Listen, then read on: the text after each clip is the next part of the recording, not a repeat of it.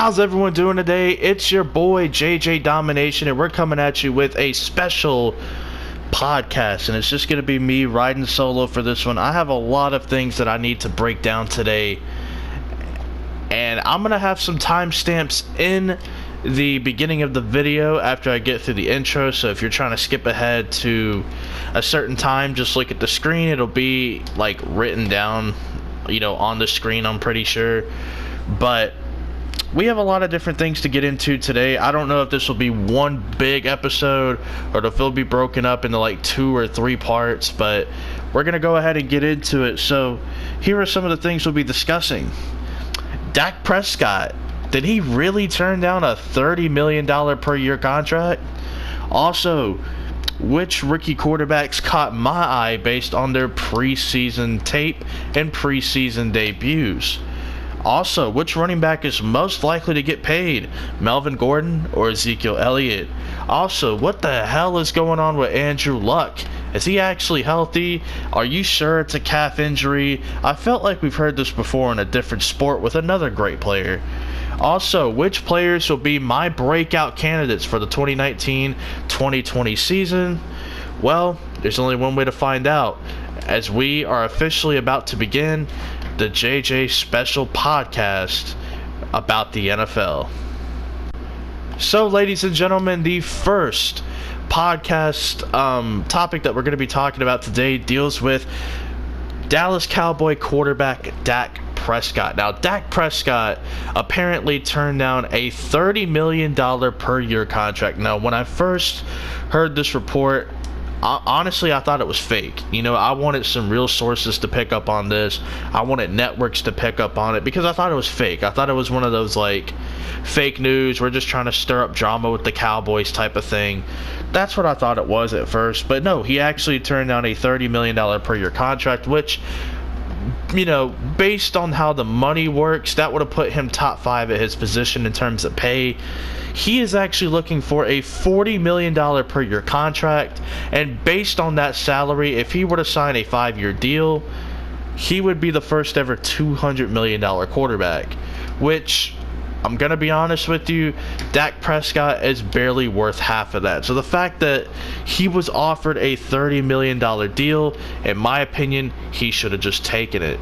Now, I know Dak Prescott gets a lot of criticism, and sometimes rightfully deserved, sometimes not really. A lot of it has to do with him just being the quarterback of the Cowboys, and everyone hates the Cowboys.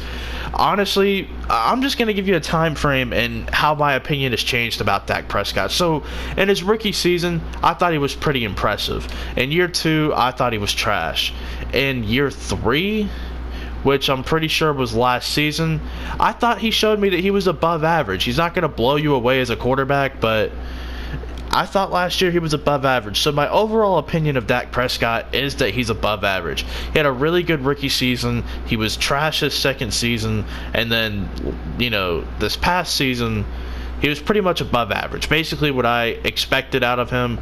Now, I don't know if it's a product of Ezekiel Elliott. I don't know if it's the offensive line, or if we're just going to give him credit like we do for all the other quarterbacks who are in a similar position of his. Now, Dak Prescott turning down this kind of money is ridiculous. $30 million a year. I don't know what other franchise would even think about it, honestly. What other franchise would think about giving Prescott $30 million a year? I mean, it's cool that, that he has some sort of leverage, but Jerry Jones is going to have some tough decisions to make, because obviously we're going to talk about another Dallas Cowboy shortly and his contract issue.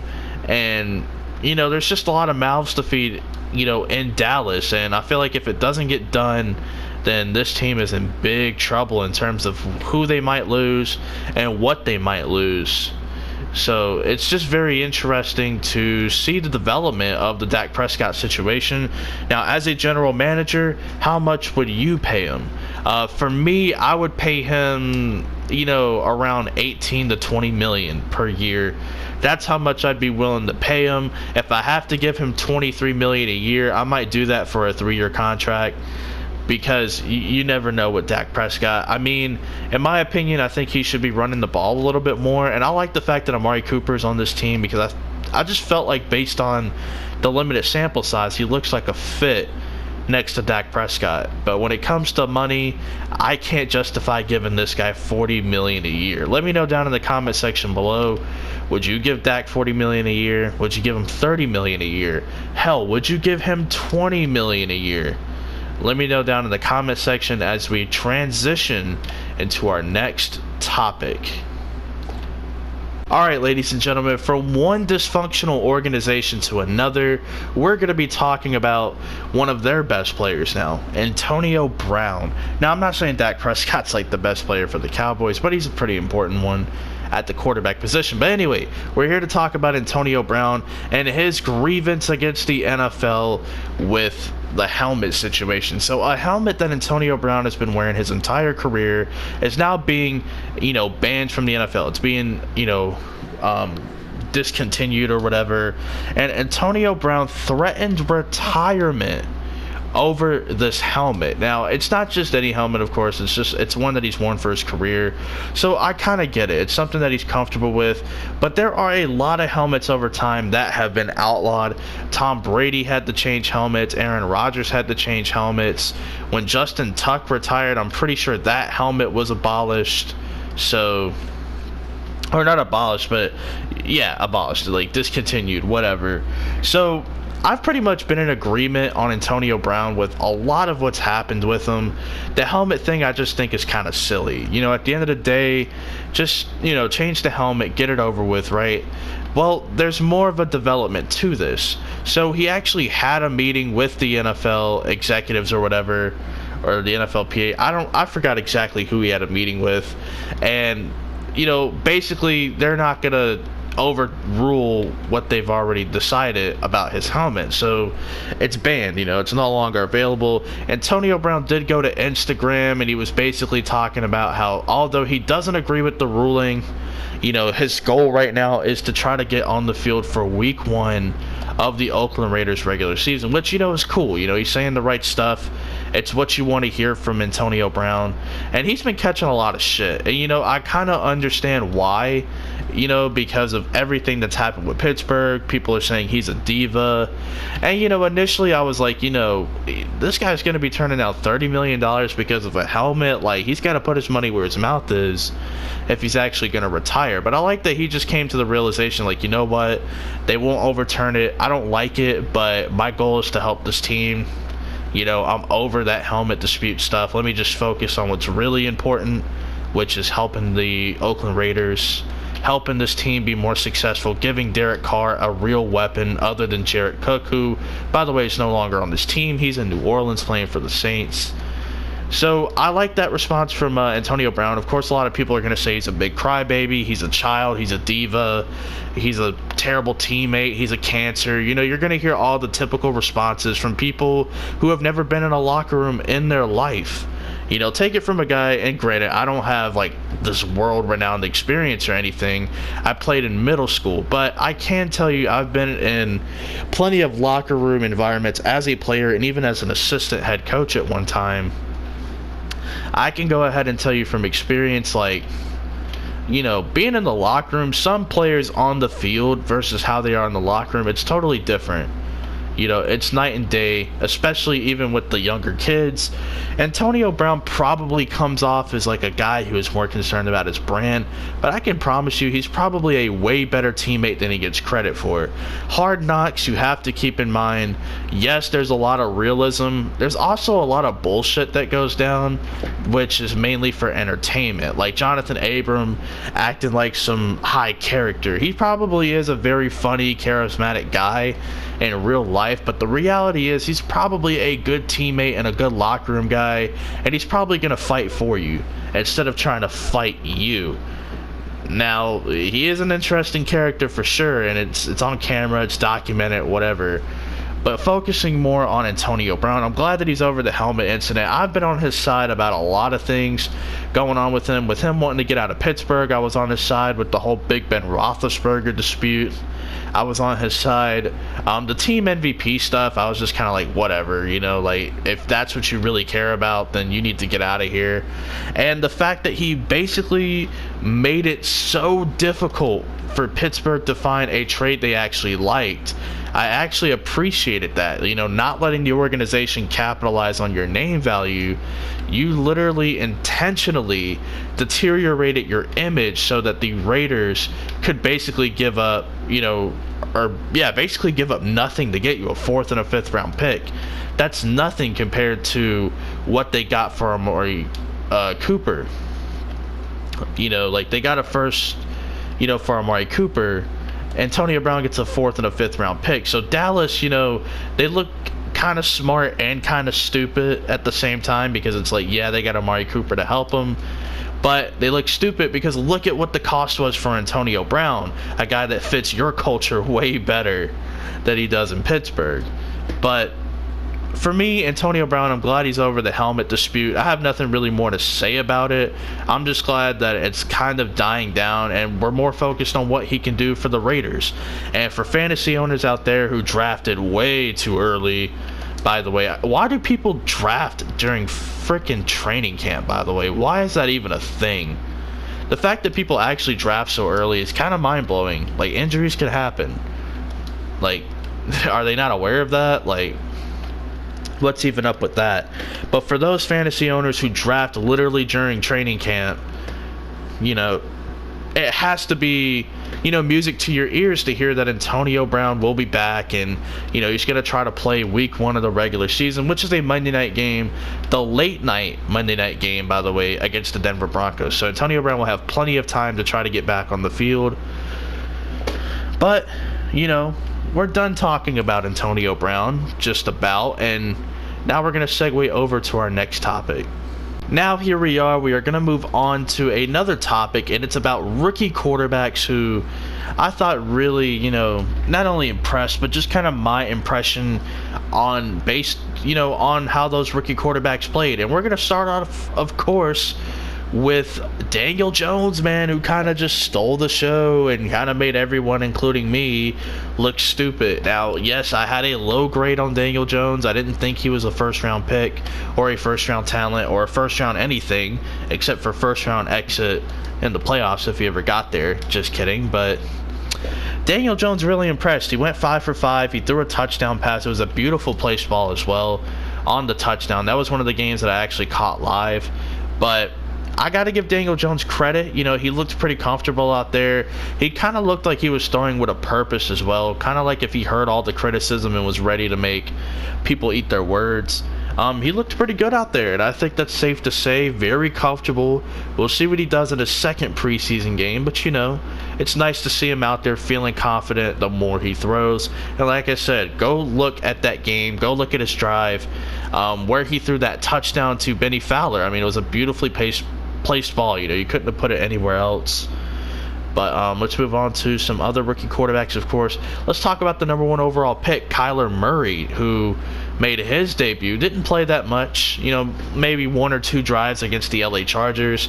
He went 6 for 7, only throwing about 44 yards. He didn't throw a touchdown, but it is important to note that he technically went 7 for 7, but his 1 incompletion was a penalty on his wide receiver stepping out of bounds and coming back inbounds, which means there's an eligible receiver down the field. So technically he went 7 for 7, but technically he didn't either. But what's important to note is Kyler Murray looked very sharp. He looked very comfortable and looked very confident as a thrower of the football. We've seen him in just about every situation except really throwing the ball, distance-wise. He was kind of just doing a bunch of timing routes and anticipation routes, throwing outside the numbers. He did throw down the middle, I'm pretty sure, a couple of times. We even saw how he dealt with pressure in 2 different instances. One where he has nowhere to go, and another where he has only one lane he could possibly take. So the play where he had nowhere to go, he kind of dove forward and braced himself for the hit, which is something I talked about on a podcast with Aaron when we were talking about some of Kyler Murray's strengths. I said that because of his baseball background, he's able to really brace himself for those big hits. He's not going to be a guy who's just going to stand in the pocket and take a beating, and he actually knows how to protect his body, which we saw when he was going up against the Los Angeles Chargers pass rush, And even though they didn't play the starting pass rushers, I mean, they were still getting pressure, which is kind of sad because the Cardinals offensive line did make a couple of upgrades, and yet it still looks terrible. But Kyler Murray was able to brace himself for those hits. He kind of dove forward, protected his head as well in the process. And it was just really cool to see, Kyler Murray just looking comfortable, looking confident, throwing with anticipation, and most importantly, bracing himself for hits. Now, on the run where he actually had one lane open, he took that one lane, and instead of just running for a chunk of yards, he actually throws a beautiful pass. Now, that was the pass that was called for an eligible receiver down the field. But you saw Kyler Murray not panic. You saw him basically calm and collective the entire time when he was down there actually throwing those passes. So it's actually pretty good to see that, he's gaining confidence or whatever. Drew Lock. We saw a ton of Drew Lock already.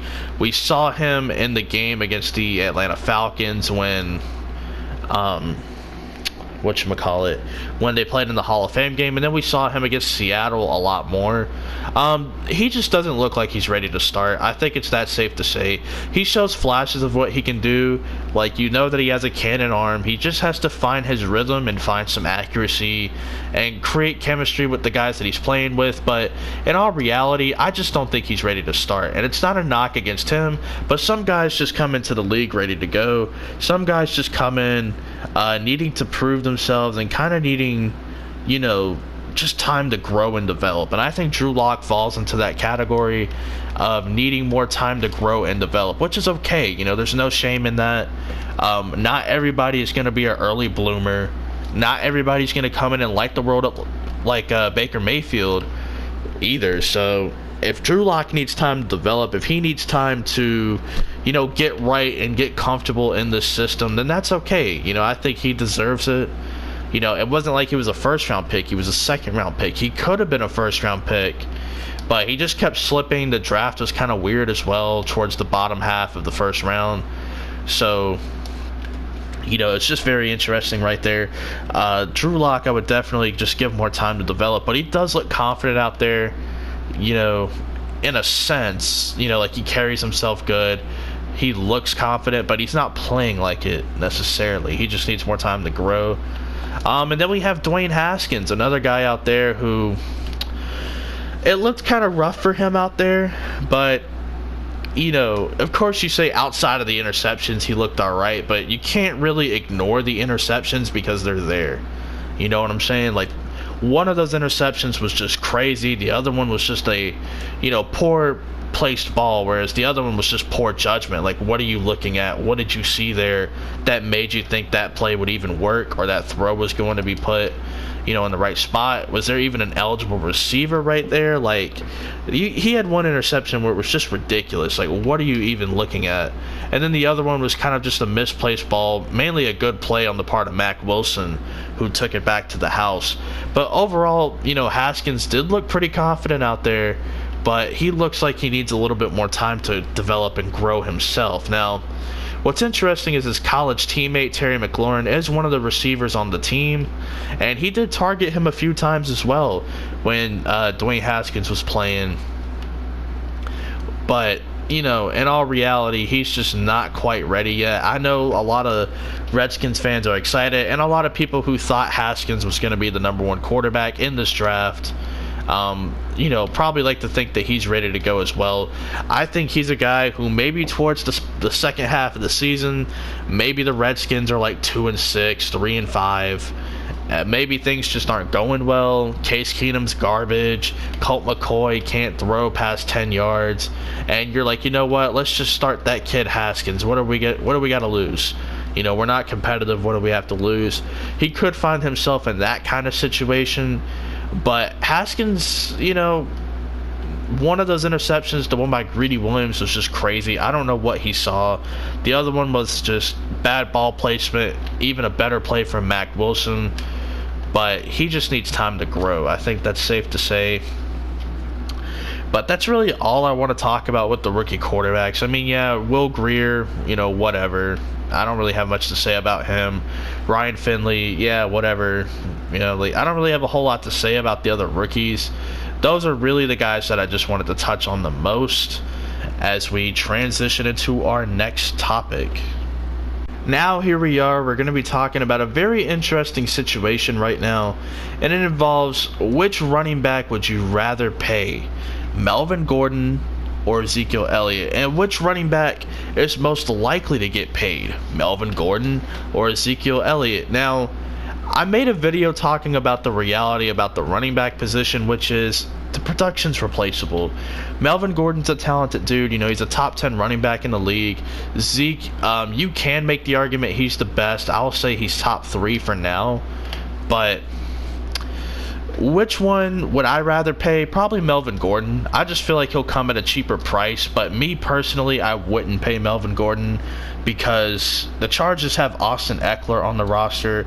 He's pretty good. He gets more yards per carry. He actually shows upside as a guy who can run between the tackle, and he's a great catcher out of the backfield.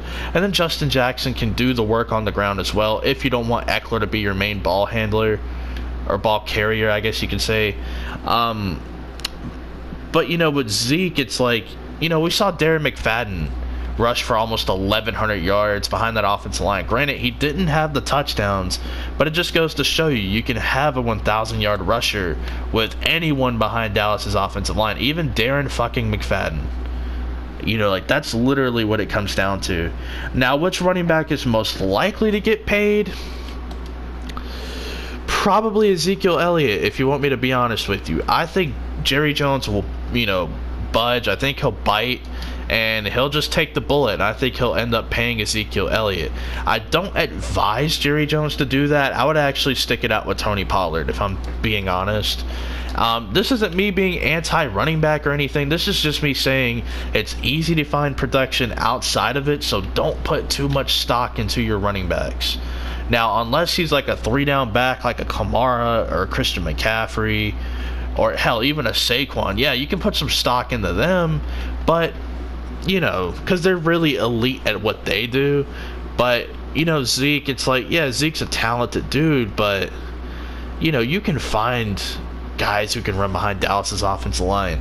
You can find, running back production here with the Chargers, but, at the end of the day, I think I'd rather pay Melvin Gordon, but the guy that's going to get paid is definitely going to be Ezekiel Elliott. I think the Chargers are looking forward, They're doing forward thinking. They know if they pay Melvin Gordon, they may not have enough to pay a Jatavius Brown. They may not have enough to pay, or extend Phillip Rivers. They may not have enough to extend Joey Bosa.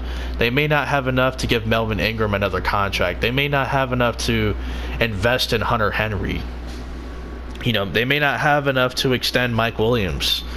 So they're doing a lot of forward thinking, which I like. I like the fact that they're looking forward and thinking about the team and how it's constructed and everything and who's going to have contracts up next. It's unfortunate. I hate it for Melvin Gordon. I actually hate the idea that running backs have to basically play for the same team for 6 or 7 years, especially like star quality running backs, until they can actually get a payday and actually, get paid. But, man, it's just kind of the situation you're in. It may not be the most fair situation, but it's the one that you're in. And unfortunately, something has to be done about it. I'd rather pay Melvin Gordon, but I think Zeke's the one that's going to get paid. And that's just the reality of the situation. And what a touchdown run that was. But we're going to go ahead and transition into our next topic. And now we transition into a Green Bay Packer topic. I know, I'm just some biased Packer fan, right? No, not really. This is actually something that I've been wanting to talk about for a while. I just don't want to go into a rant style with it. So I'm going to just basically cut to the chase. So a lot of people have been questioning, whether or not this Matt LaFleur, Aaron Rodgers, head coach quarterback relationship will work. And number one, it's too early to tell. They've barely been a duo for 6 months. And number two, the media is really trying their hardest to make sure it doesn't work, aren't they? I mean, every week it's something new, it's a new narrative, it's a new story, and basically, taking nothing and making it something. So basically what I'm talking about is the joint practice that they had with the Houston Texans. Now, they had two different outlooks on it, from a quarterback's perspective and a head coach's perspective. Aaron Rodgers, his opinion on the joint practice is actually pretty reasonable, and this isn't me just giving my quarterback a plus. This is just me actually telling you, hey, I actually agree with what he's saying. And what he was basically saying was, we're in a new offense. We can't really go over and do the new things in the offense because we're practicing against the Houston Texans. We don't want them to see all of our plays. We don't want to reveal all of our, big plays to a team before we actually play somebody for real. So it kind of makes sense where Aaron Rodgers is coming from, because he's right. I mean, you don't want to run your new offense against a completely different team, because they're going to end up, knowing all your secrets and knowing how to stop all of your plays. And from Matt LaFleur's perspective, he said that he likes it because, he said that he likes it because, you get to compete against another team on the practice field, seeing whose guys is better. So I think in this instance, two people can actually be right, believe it or not. You can like the competitive aspect from it, but you can also want to, go over your offense against your team instead of someone else's.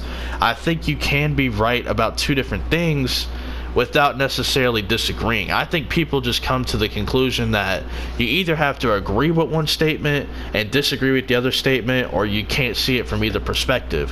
Whereas for me, it's like I can see it from both perspectives, and I actually agree with Matt LaFleur and Aaron Rodgers. Now, will the relationship work? Like I said, it's too early to tell. I'm not going to sit here and say it will. I'm also not going to sit here and say it won't, because of a disagreement about joint practice either. But the media just kind of kills me sometimes, especially with Aaron Rodgers. It's like you either love him or you're looking for something to criticize him about in the offseason, or even while the season is going on. Now, last season he didn't have his greatest statistical season. He had 25 touchdowns and only 2 interceptions, but he threw 61% completion percentage, and he had a bunch of throwaways. And for me to justify the throwaways, let's just look at the fact that he has been dealing with a lot of injuries over the last few seasons, and if he doesn't throw it away and he takes the sack, who knows what would happen to his body. And what, are you going to tell a quarterback, hey, just throw the interception, take the sack, and fumble, and, instead of throwing it away and living to see another day? Like, what a mentality you got to have for that. And for me, it just doesn't make sense from a critic's, standpoint. Like, why would you tell someone not to throw the ball away? You see, like 2 years ago, when Aaron Rodgers had the collarbone injury, it was, why does he hold on to the ball so long? He needs to just throw it away. And then he starts throwing it away, and everyone's saying, well, why are you throwing it away? Now you're just wasting possessions. And, it's like you can't win with the media when it comes to that kind of stuff, and you really can't win when it comes to the Aaron Rodgers debate, because people put him in the same breath as Tom Brady, and it's kind of unfair to Aaron Rodgers and Tom Brady. And the reason it's unfair to Aaron Rodgers is because obviously he's not as accomplished as Tom Brady. Brady's got 6 Super Bowls to Aaron Rodgers 1. I believe he also has 1 more MVP than Aaron Rodgers, and Tom Brady's been a starter for like 19 seasons, whereas Aaron Rodgers has only been a starter for like 11 or 12. So it's really just hard to compare the two in the first place, but it's kind of unfair to Tom Brady because there are things Aaron Rodgers can do as a quarterback that are just way better than what Tom Brady can do. There are throws that Aaron Rodgers can make that Tom Brady simply can't make and wishes he could.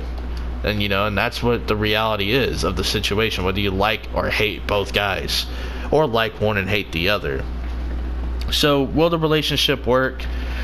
Not too sure. We'll just have to wait and see. That's just something that's going to have to develop over time as we transition into our next topic.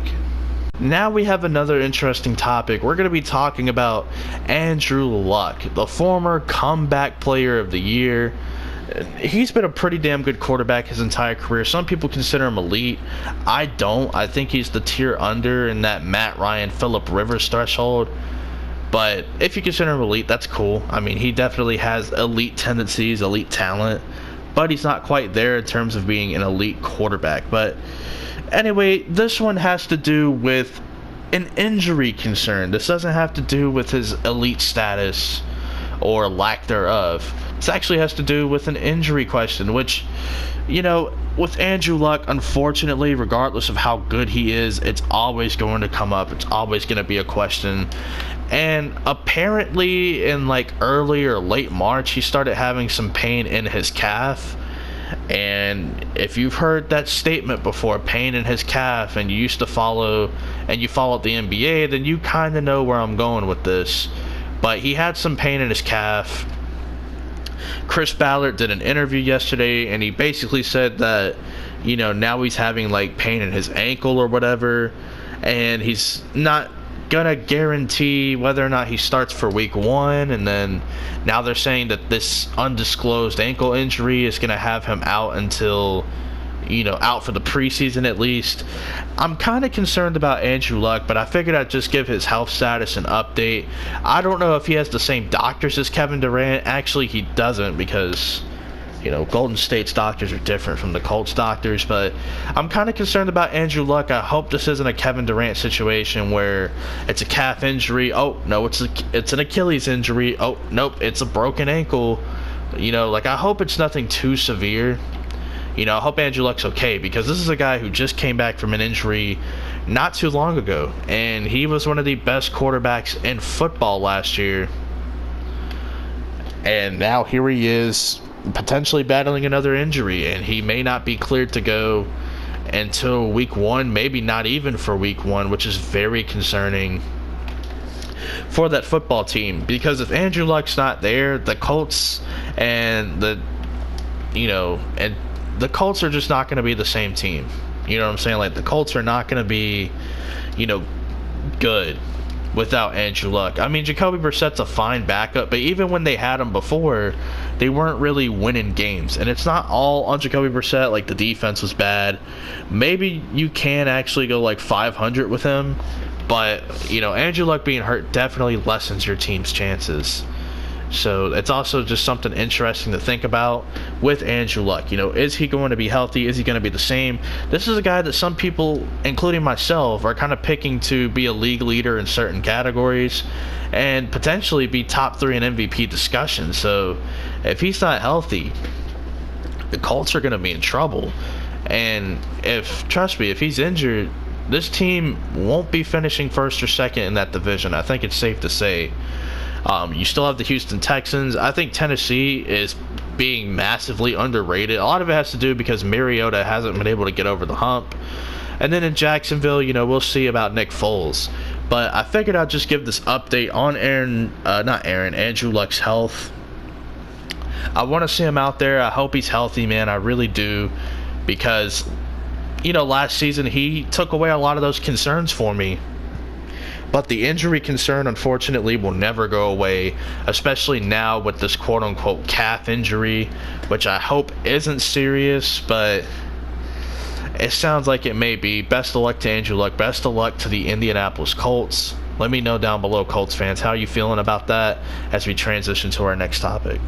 Now we go from an offensive player not getting a payday to a defensive player not getting a payday. So for those that didn't know, of course, Jadeveon Clowney is still under the franchise tag, and now there are rumors coming up that the Houston Texans are looking to shop Jadeveon Clowney. In other words, they're looking for a trade partner. Now, I don't really know who would be the ideal trade partner. I mean, of course, teams are going to be interested. It's Jadeveon Clowney. Okay, he may not have, you know, the sack numbers, but he gets a ton of pressure, and he's a, you know, force of nature in the run game. Now, I think his career high in sacks is 9.5, but he does get a lot of pressures, like I said.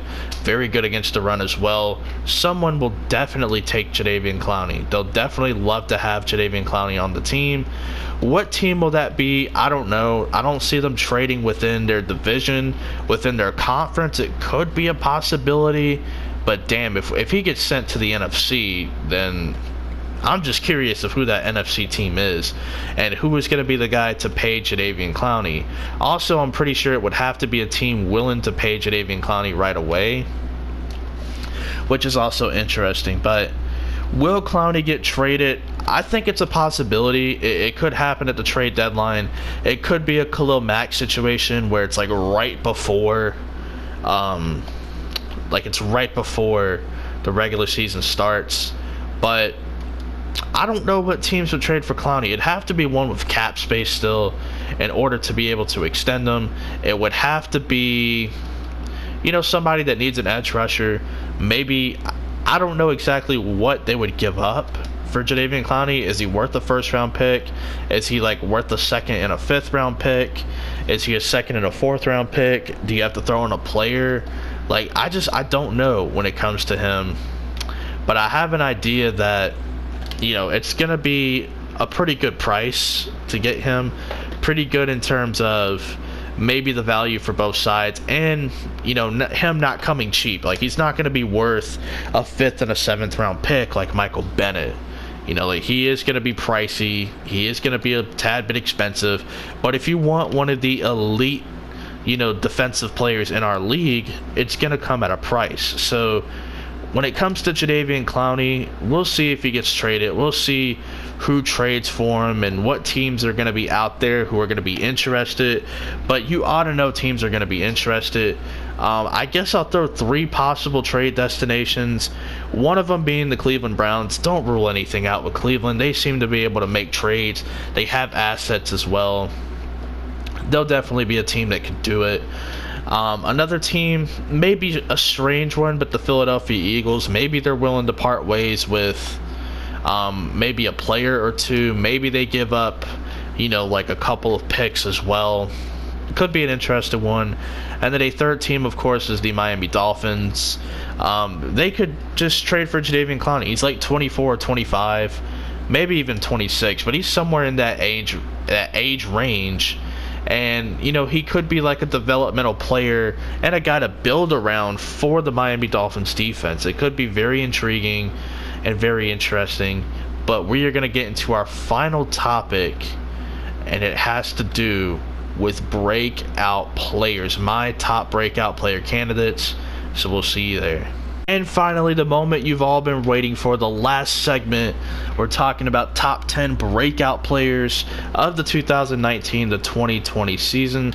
I don't know if I'm going to make this its own video or if it's going to be included in the podcast, but if it is included in the podcast, good for you. You got some bonus content there. So cool. But we're going to start off with our honorable mentions, of course, before we get to the official list.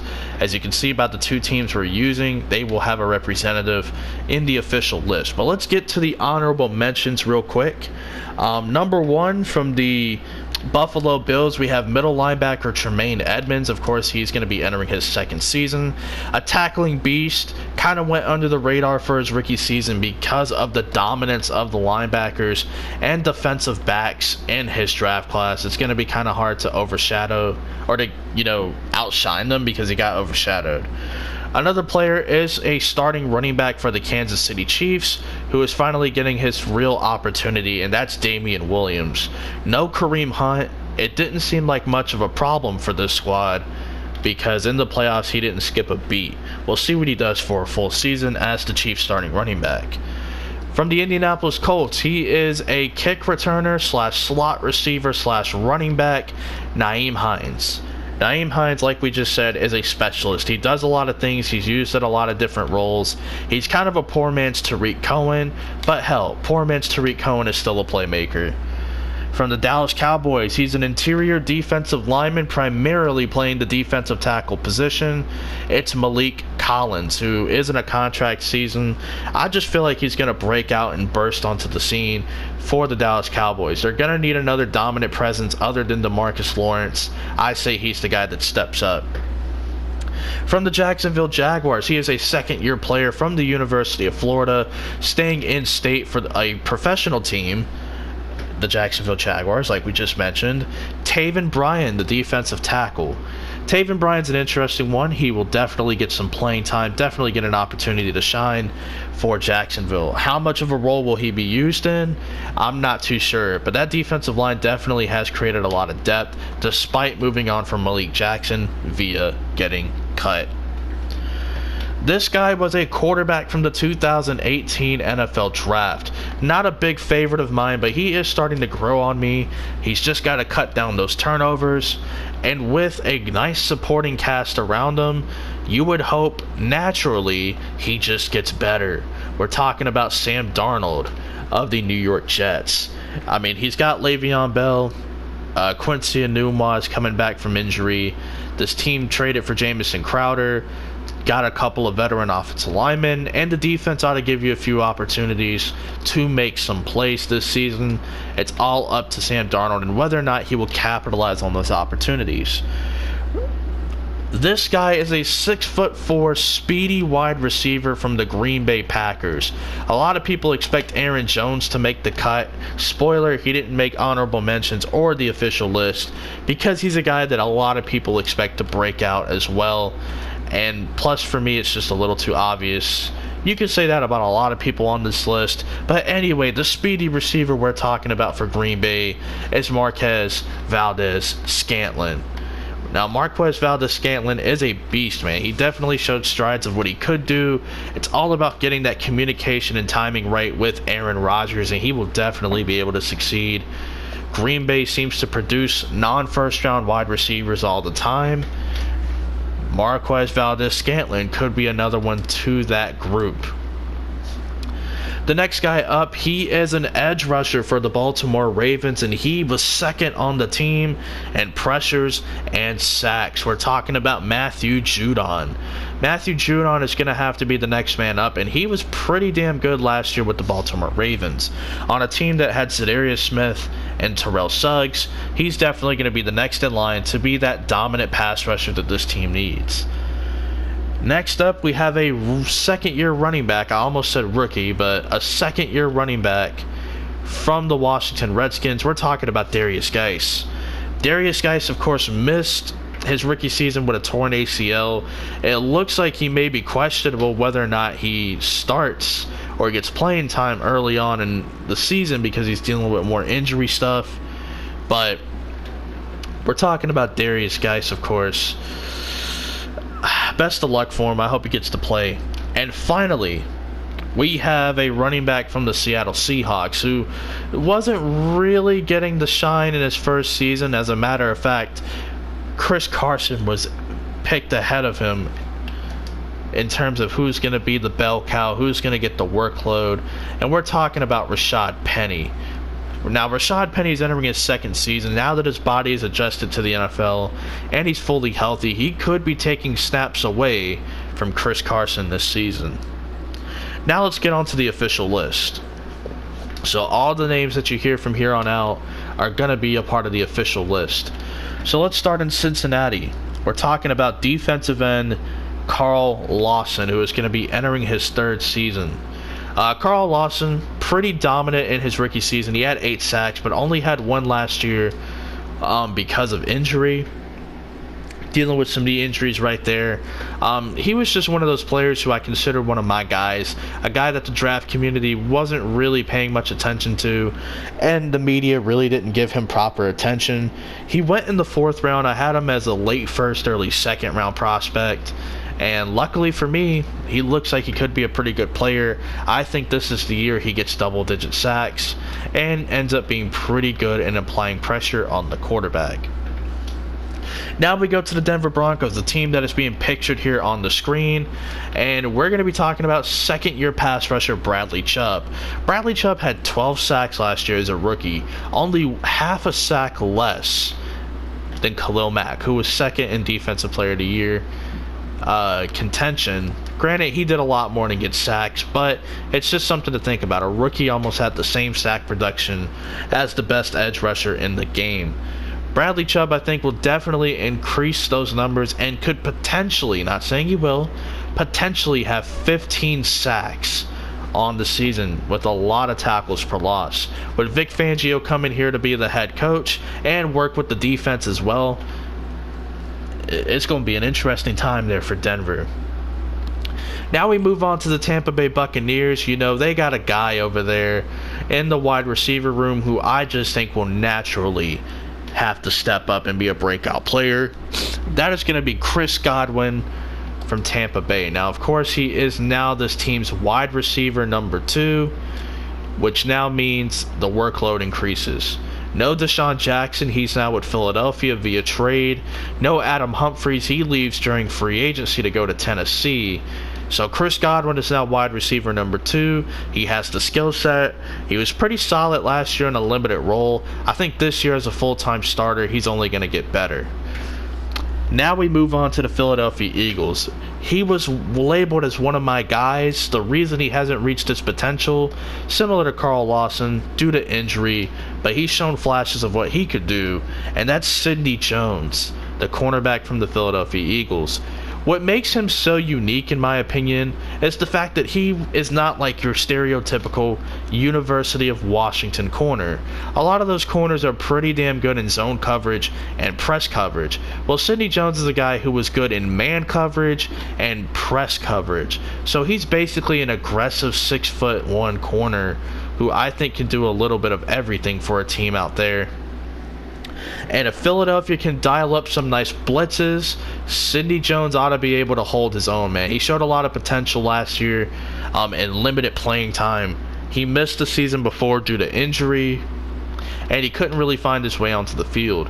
With Philadelphia, in my opinion, needing another boundary corner to play opposite of Ronald Darby, as much as I like Jalen Mills, he might have to step aside and play a limited role as a, third or fourth defensive back, maybe even a third safety on certain packages, in my opinion, because move out the way, because we got Sidney Jones coming through to be cornerback number 2 for the Philadelphia Eagles.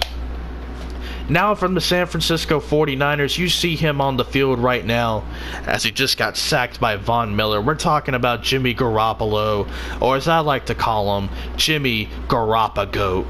That's right, man. I think Garoppolo is going to have a breakout season. He looked promising last season, but he got sacked in 3 games. He got sacked like 13 times. It was ridiculous. 3 or 4 games. I can't remember. But, the previous season, he played like 6 or 7 games for the 49ers, and he only got sacked 8 times. So he got sacked way more in a 3 or 4 game sample size than he did in a 6 or 7 game sample size, which leads me to believe that with an improved offensive line, that won't be happening a whole lot. Garoppolo has shown in a limited sample size, though, that he can play. I think he's going to be a good quarterback, at least an above average one at that, but it's all about putting the pieces together. He's with an offensive-minded coach, and Kyle Shanahan, he's got a nice trio of running backs, which include former Atlanta Falcon Tevin Coleman, former Minnesota Viking Jerick McKinnon, and Matt Breida, who of course was drafted by this organization.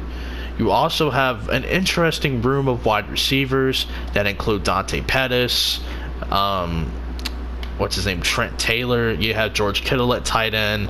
You drafted Deebo Samuel. You have Marquise Goodwin. You just have a very interesting room of receivers. The offensive line looks like it's going to be improved a little bit. And on defense, you got some pass rushers, man. You got some guys who can set the edge. And Nick Bosa, who for some reason just can't stay healthy at the moment. And Dee Ford, who was a beast with Kansas City the last 2 seasons. Jimmy Garoppolo, I think naturally, kind of like Sam Darnold, is going to improve. I just think Garoppolo will be better this season. Next up, we got Kenny Golladay from the Detroit Lions, man. I think he's going to emerge as this team's number 1 receiver, and I think he's going to be very good. I know Marvin Jones is already technically their best receiver. I think it's Kenny Golladay. I don't know what Detroit Lions fans feel about that, but in my opinion, I think it's Kenny Golladay, and it's not as close as people make it. From the Carolina Panthers, we're going with a running back / wide receiver in college who is primarily a wide receiver now, and that's Curtis Samuel from the Carolina Panthers, who, by the way, played for Ohio State, for those that didn't know. Curtis Samuel, I think, is going to be a pretty damn good player for this offense. Now, I don't know how Cam Newton's going to look. He's trying to change his mechanics. He's coming off a shoulder injury. But I think Curtis Samuel is just a playmaker. It's safe to say for sure that he is simply a freaking playmaker. And you have Christian McCaffrey there. DJ Moore, we'll see if he takes strides in year 2. I imagine he does. But I went with Curtis Samuel. He's a playmaker. You can use him in a lot of different ways. And he showed promise not only as a runner, but as a pass catcher as well. I think he's going to have a good year. From the Baltimore Ravens, we have a middle linebacker. Yeah, a middle linebacker. Somebody who not only played next to CJ Mosley, but is going to be the permanent replacement, potentially, for CJ Mosley. Patrick Onwuasor from the Baltimore Ravens. Now, there were times last season where this guy looked better than CJ Mosley. Not saying he is, not saying he was, but there were moments where Patrick Onwuasor looked better than CJ Mosley, plain and simple. He looks really good in pass coverage, and he is starting to improve his discipline as a run defender. I like his gap control. I like his presence in the run game. And I feel like he's going to be a good signal caller and a good, captain for this defense, man. It's next man up over there in Baltimore. They're pretty good at developing pass rushers and linebackers. So I expect Patrick Onwuasor to be pretty damn good next season. Finally, we have 2 more, and one of them is going to come from Pittsburgh, and he's a pretty popular selection to be a breakout candidate. I'm going to go with James Washington from the Pittsburgh Steelers. Someone's got to step up next to Juju Smith-Schuster in the absence of Antonio Brown. Pittsburgh's done a very good job of developing the running backs, wide receivers, and offensive linemen. So I think James Washington is going to come into his own in year 2. You could make the argument for a rookie, but I don't view breakout players being a rookie. I like to go for at least second year guys or better in terms of more years played, not actually better. But James Washington's a second year player who I think will definitely take the next step. We only saw him in a limited sample size, so it only makes sense with an increased role, his stats go up and his impact improves for the team. And finally, we have Corey Davis for the Tennessee Titans. Now, it would be pretty cool if Corey Davis had a better quarterback next to him, just saying. And he was in a draft class with Mike Williams, who, of course, plays for the Chargers. He had 10 touchdowns last year on less than 700 yards, whereas Corey Davis had almost 900 yards, but only 4 touchdowns to show. Now, I think Corey Davis is better than Mike Williams. They're both from the same draft class. They're both pretty damn good receivers as well. But imagine if Corey Davis had a better quarterback. Now, this isn't any offense to Marcus Mariota, but come on, man. Come on. Corey Davis should be better than what he's shown. But this is basically my list for the breakout players. Hopefully you guys have enjoyed the podcast and all the different segments and whatnot. And we'll see you around for the next one. Peace out.